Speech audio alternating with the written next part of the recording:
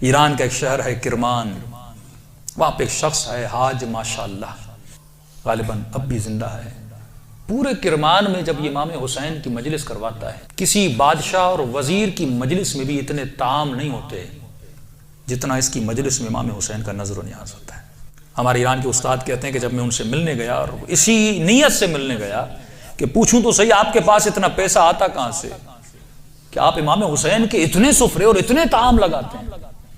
جب ملنے گیا تو کہا کہ ایک بوڑھا سا تھا 70 ایئرز کا، چہرے پہ عجیب نورانیت تھی، اور بیٹھا اور مجھے کہنے لگے کہ آج تک حسین کی میں نے جب بھی نیاز کیا میں نے جیب سے ایک پائی نہیں لگائی، مجھے نہیں پتا یہ کہاں سے آتا ہے، کون دے کر جاتا ہے، کہ پھر بھی یہ کیسے ہوا؟ میں نے آپ کے بارے میں بڑی چیزیں سنی۔ اس نے کہا کہ آج سے تقریباً 50 سال پہلے میرا کام تھا نجاری کا، جو لکڑیاں بناتے ہیں نا، لکڑی کا کام کرتا تھا، اور میری بڑی الفت تھی، محبت تھی امام حسین سے، میری زندگی عشق حسین کے محور میں گھومتی تھی۔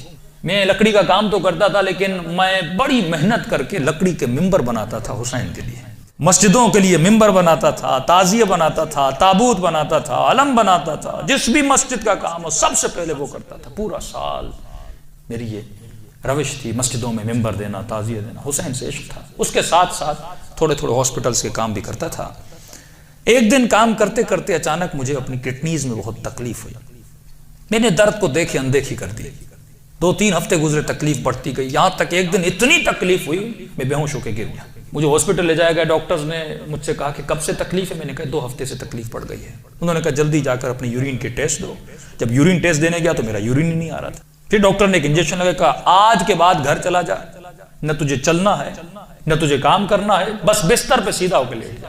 کہ جب گھر پہنچتے پہنچتے میرے پاؤں پھول گئے، اور کہتا ہے کہ مولانا اس دن کا سونا 4 سال تک میں اسی طرح بستر پہ سویا رہا، بدن پھول گیا، نہ ہاتھ ہلا سکتا ہوں نہ پاؤں ہلا سکتا ہوں، یہاں تک کہ میں نے آنکھوں سے دیکھنا بھی چھوڑ دیا، بس مجھے کانوں سے آوازیں سنی آتی تھی۔ جب اس تکلیف میں پہنچا نا، اپنے جتنے رشتہ دار تھے سب چھوڑ کے چلے گئے۔ ایک میری بوڑھی ماں تھی، لوگ میرے قریب نہیں آتے تھے کہ یہ بیمار ہے اس کے قریب نہیں جاؤ، لیکن میری بوڑھی ماں میری خدمت کرتی رہی۔ ماؤں کی قدر کرو جب تک زندہ ہے۔ کہ اس ماں نے میری خدمت ایسے کی جیسے میں بچہ تھا۔ کہ ایک دن مجھے یہ ہو گئے ہاسپٹل آنا جانا، بدن بہت پھول گیا، کھال بالکل نرم ہو گئی، کہ ہاسپٹل لے جایا گیا۔ ڈاکٹر نے جب مجھے پلٹا تو میری پیٹھ پہ کیڑے پڑ چکے تھے کیونکہ بدن نرم ہو چکا تھا۔ میری ماں ڈاکٹر کو کہتی تھی بیٹے کو پانی پلاؤں، کہتا تھا نہیں، بس چمچ کو گیلا کر کے اس کی زبان پہ رکھو۔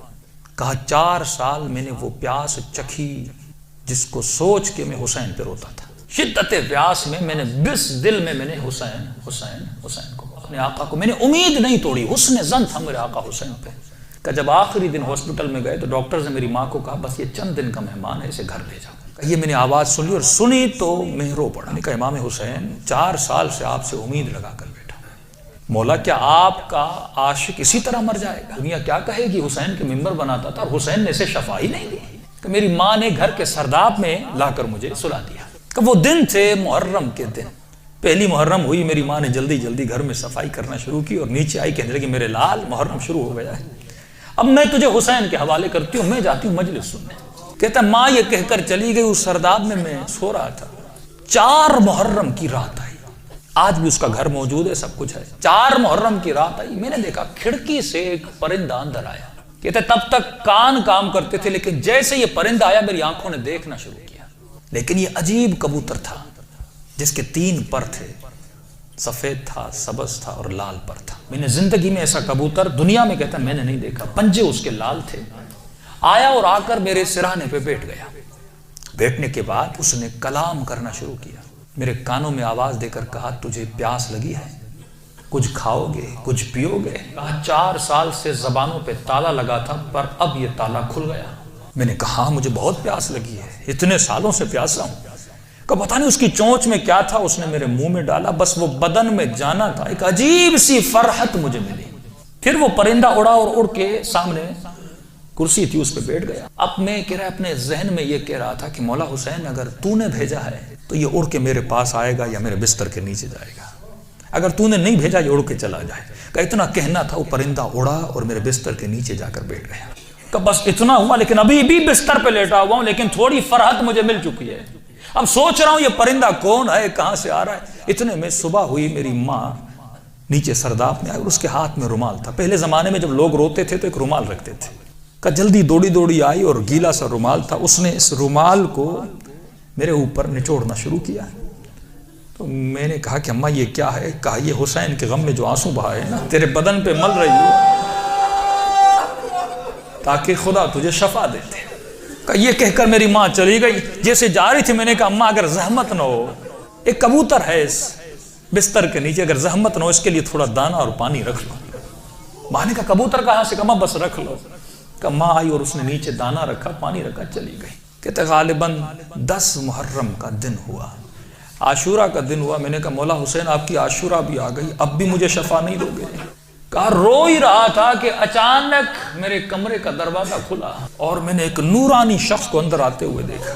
کہ تب بستر کے ساتھ جو کرسی تھی وہاں آ کر بیٹھ گئے۔ بس میں نے چہرہ دیکھ کے سمجھ گیا یہ میرا حسین ہے۔ کہتا مجھے نہیں پتا میں نے کیسے سمجھا، لیکن میں نے دیکھا، میں سمجھ گیا یہ میرا آقا حسین ہے۔ کہہ رہا جیسے میں نے امام حسین کو دیکھا، خود کہتے میں نے مولا کا یہ بازو پکڑ لیا اور بازو کو پکڑ کے میں نے حسین کو لپٹنے کی کوشش کی۔ کبھی بازو کا بوسہ لے رہا تھا، کبھی ہاتھوں کا بوسہ لے رہا تھا۔ کہتا جب میں نے ہاتھ دیکھے نا تو مولا کی انگلیاں کٹی ہوئی تھی۔ میں نے کہا میں قربان جاؤں میرے آقا، 4 سال سے انتظار ہے، میری جان آپ پہ فدا مولا، اتنی دیر لگا دی اپنی زیارت کر۔ امام حسین نے اپنا ہاتھ میرے سر پہ پھیرنا شروع کیا۔ کہا آج ماشاءاللہ ہم آ گئے، ہمارا انتظار تھا، ہم آ گئے، تیرا انتظار ختم ہو گیا، بتا تجھے کیا چاہیے؟ میں نے کہا میں نہیں بتاؤں گا، آپ کو پتا ہے مجھے کیا چاہیے، آپ میرے حال کو دیکھ رہے، میں زبان سے کچھ نہیں مانگوں گا، آپ کو پتا ہے کہ مجھے کیا چاہیے۔ اتنا کہنا تھا، حسین نے میرے وجود پہ ہاتھوں کو پھیرنا شروع کیا، میرے ہاتھوں کو پھیرا، میرے کاندھوں کو پھیرا، میرے جسم پہ ہاتھ لگائے۔ کہا آج ماشاءاللہ جو تجھے چاہیے تھا حسین نے دے دیا۔ میں نے کہا آقا آپ کا بہت شکریہ۔ کہ مولا میں نے ایک نظر کی تھی۔ کیا کی تھی آج ماشاءاللہ؟ مولا میں نے نظر کی تھی اگر آپ مجھے شفا دیں گے میں 10 دن آپ کا نیاز کروں گا، 10 دن مجلس کروں گا اور 10 دن آپ کا نیاز کروں گا۔ امام حسین نے کہا آج ماشاءاللہ 10 دن اپنی طرف سے کرنا، 8 دن میری طرف سے کرنا۔ کہا مولا 8 دن کس چیز کے؟ کہا آج ماشاءاللہ 10 دن تو حسین کے لیے کرے گا اور 8 دن میری طرف سے میری اماں زہرا کے لیے کرے گا۔ کہتا یہ کہہ کر حسین چلے گئے اور جب چلے تو میں رونے لگا۔ اتنے میں وہ پرندہ بستر کے نیچے سے نکلا اور اس نے پرواز کرنا شروع کی۔ کہتا مجھے نہیں پتا وہ پرندہ پڑھ کیا رہا تھا، حسین آواز میں کچھ کہہ رہا تھا۔ آواز سن کے میری ماں دوڑتی ہوئی نیچے آئی، اسی نیچے آئی، لیکن دہشت اتنی تھی اس آواز میں، میری ماں اندر نہیں آ رہی تھی، پیچھے سے کہہ رہی تھی ماشاءاللہ یہ کمرے میں آوازیں کیسی ہیں۔ میں رو کر کہہ رہا تھا اماں اندر آ جاؤ، حسین نے مجھے شفا دے دی۔ یہ بوڑھی ماں دوڑی دوڑی آئی، کبھی دائیں دوڑ رہی ہے کبھی بائیں دوڑ رہی ہے، کہاں ہے میرا آقا حسین؟ کہا میں بستر پہ بیٹھا تھا، وہ سوجن ہر چیز ختم ہو گئی، کہ یہاں تک وہ کبوتر پرواز کر کے چلا گیا۔ یہ بوڑھی کبھی کرسی کے بوسے لے رہی ہے، کبھی بیٹوں کے ہاتھوں کو چوم رہی ہے، یہاں میرے حسین کا ہاتھ لگے تھے۔ روتی ہوئی جب صحن میں آیا، ہمسایوں نے سمجھا یہ مر گیا ہے، دوڑے دوڑے آئے کہ ماں رو رہی ہے شاید بیٹا مر گیا، لیکن جب پہنچے کیا دیکھا، اسے حسین نے زندگی عطا کر دی تھی۔ عزیزو جب یقین ہو نا، یقین نہ ٹوٹے، جب اہل بیت پہ بھروسہ ہو۔